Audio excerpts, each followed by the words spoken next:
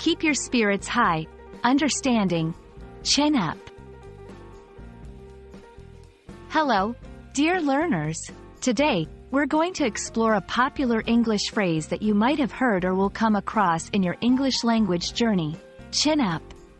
Let's dive deep into its meaning and how you can use it in your conversations. Chin up might sound a little strange when you hear it for the first time. The word chin refers to the part of your face below your mouth.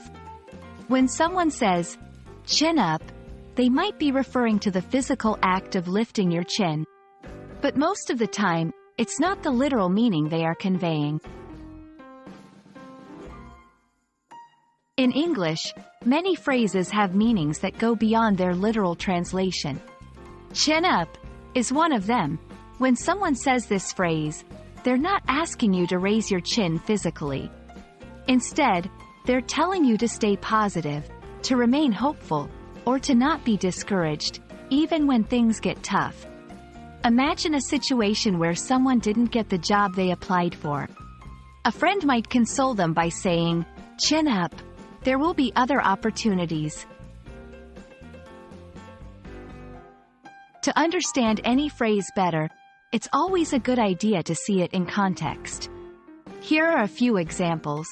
1. Chin up, he said, you'll do better next time. 2. After her team lost the match, the coach told them, chin up, we have many games ahead. 3. I know it's a tough situation, but chin up, things will get better.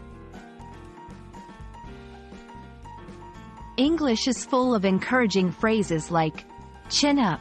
Some of these include, keep your head high, don't let it get you down, stay positive. All these phrases aim to boost someone's morale and encourage them to stay optimistic. Thank you for joining us today. We hope this video has shed light on the meaning and usage of the phrase, chin up. Remember, language is not just about words and grammar.